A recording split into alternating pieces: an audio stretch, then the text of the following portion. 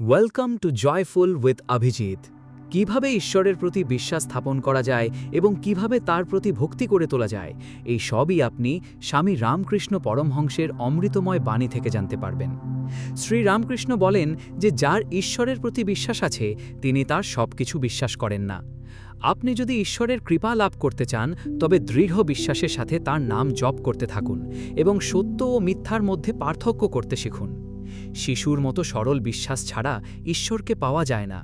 যদি কেউ বলতো যে সে আপনার ধাই, সে কেবল 16 আনা বিশ্বাস করত এবং ভাবত যে ঘরে নিশ্চয়ই ভূত আছে। শিশুর মতো এমন বিশ্বাস দেখে ঈশ্বরের করুণা হয়। জাগতিক বুদ্ধি দিয়ে তাকে পাওয়া যায় না। একদিন অর্জুনের সঙ্গে রথে করে কোথাও যাওয়ার সময় শ্রীকৃষ্ণ আকাশের দিকে তাকিয়ে বললেন, দেখো বন্ধু, কি সুন্দর এক ঝাঁক পায়রা উঠছে। অর্জুন তৎক্ষণাৎ সেদিকে তাকিয়ে বললেন, সত্যি বন্ধু, এগুলি খুব সুন্দর পায়রা। কিন্তু ঠিক পরের মুহূর্তেই শ্রীকৃষ্ণ আবার তাকিয়ে বললেন, না বন্ধু, এগুলি পায়রা নয়। এই দেখে তিনি বললেন, ঠিক বলেছ বন্ধু, এগুলি পায়রা নয়। এখন এর অর্থটা বোঝো। অর্জুন ছিলেন একজন পরম সত্যবাদী। তিনি শ্রীকৃষ্ণকে তোষামত করার জন্য একথা বলেননি, বরং শ্রীকৃষ্ণের কথায় তার এতটাই বিশ্বাস ও ভক্তি ছিল যে শ্রীকৃষ্ণ যাই বলতেন তিনি তা সত্যিই দেখতেন। যেমন চিনির শরবত তৈরির সময় যতক্ষণ তাতে ময়লা থাকে ততক্ষণ শব্দ করে ধোঁয়া বেরোয় এবং উপরে ফেনা উঠতে থাকে। যখন সমস্ত ময়লা দূর হয়ে যায় তখন আর ধোঁয়াও বেরোয় না, শব্দও হয় না। তখন কেবল বিশুদ্ধ পরিষ্কার রস অবশিষ্ট থাকে। তখন তা দিয়ে মিষ্টি তৈরি করে দেবতাকে নিবেদন করা যায়, মানুষকেও খাওয়ানো যায়। একজন মানুষের বিশ্বাস।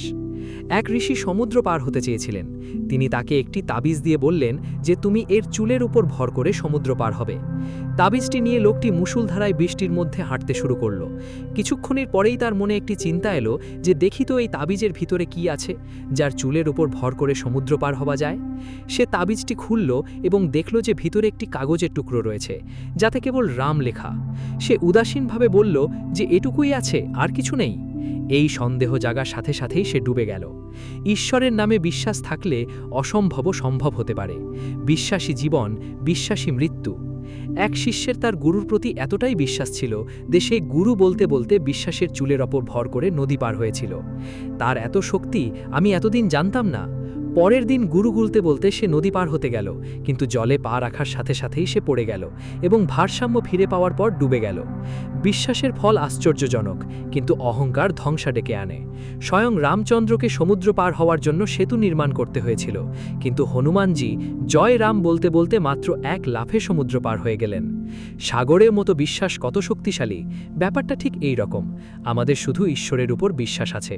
যদি আমরা শুনি যে একজন রাজা ব্রহ্ম হত্যা করেছেন, তাহলে তিনি ক্রুদ্ধ হয়ে বলেন, ভোলা, রামের নাম নাও, একবার সেই নাম উচ্চারণ করলেই লক্ষ জন্মের পাপ ধুয়ে যায়। আপনি রাজাকে 3 বার রামের নাম নিতে বললেন, আপনি চণ্ডাল হয়ে গেলেন। ইনি একজন ঋষির পুত্র। রামায়ণের গায়ক চণ্ডাল হয়েছিলেন। এমনকি একটি পাথর হাজার হাজার বছর জলে পড়ে থাকলেও তার ভিতরে এক ফোঁটাও জল প্রবেশ করে না, কেবল মাটি গলে যায়। যার হৃদয়ে বিশ্বাসের একটি চুলও আছে, তিনি হাজার হাজার বড় পরীক্ষার মধ্যে দিয়ে যাওয়ার পরেও হতাশ হন না। কিন্তু একজন অবিশ্বাসী যা ভাবে তাই হয়ে যায়। একটি ভ্রমের কথা ভেবে একটি ফড়িংও ভ্রমর হয়ে যায়।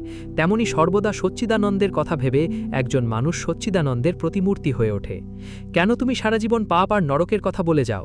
ঈশ্বরের নাম নাও। অন্তত একবার বলো, প্রভু, আমার যা করা উচিত ছিল আমি তা করিনি, আমি তাই করেছি যা আমার করা উচিত ছিল না। তোমাদের পূর্বপুরুষেরা সকলেই ধ্বংস হবে। যে চিকিৎসক বিশ্বাসের কেশের ওপর ভর করে রোগ নিরাময় করেন, তিনি রোগীকে বলেন, আমি সম্পূর্ণ আত্মবিশ্বাসের সাথে বলতে পারি যে আমার কোনো রোগ নেই। আত্মবিশ্বাস জাগিয়ে তোলার মাধ্যমে রোগীর অসুস্থতা নিরাময় হয়। যদি আপনি নিজেকে পাপী ও দুর্বল মনে করেন, তাহলে আপনার অসীম শক্তি আছে, এই বিশ্বাসে আপনি শীঘ্রই সেরকমই হয়ে যাবেন। সুতরাং বাস্তবে আপনি শক্তি অর্জন করবেন। যেভাবে আমি শিব, সে যা অনুভব করে তাই হয়ে ওঠে।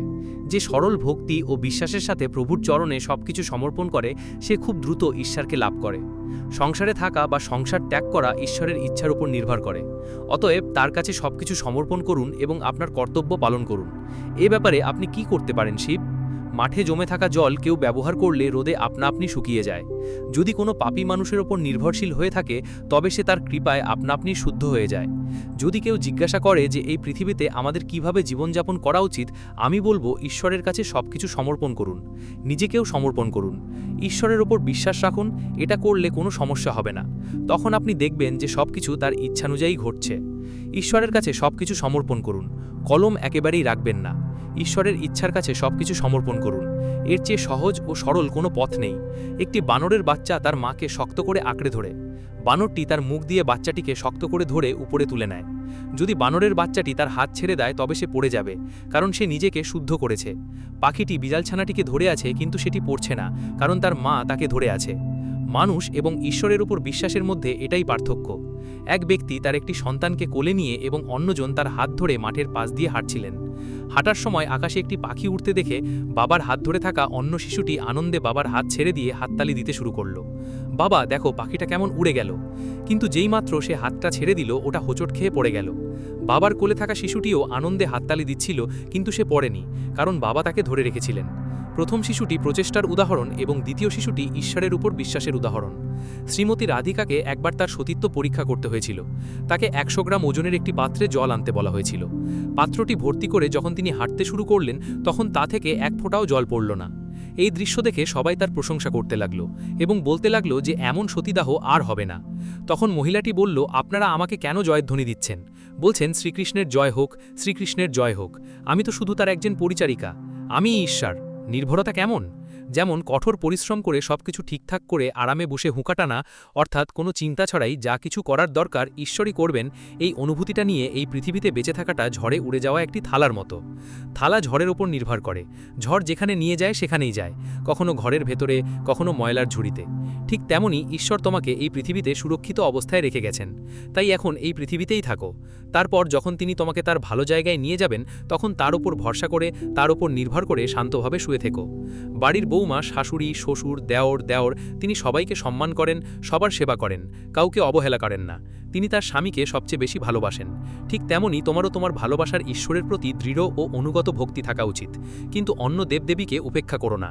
সকল দেবদেবীর ওপর বিশ্বাস রেখো, কারণ সকল দেবদেবী একই অভিন্ন ঈশ্বর। Subscribe now joyful with Abhijit. সবাই ভালো থাকুন, ধন্যবাদ।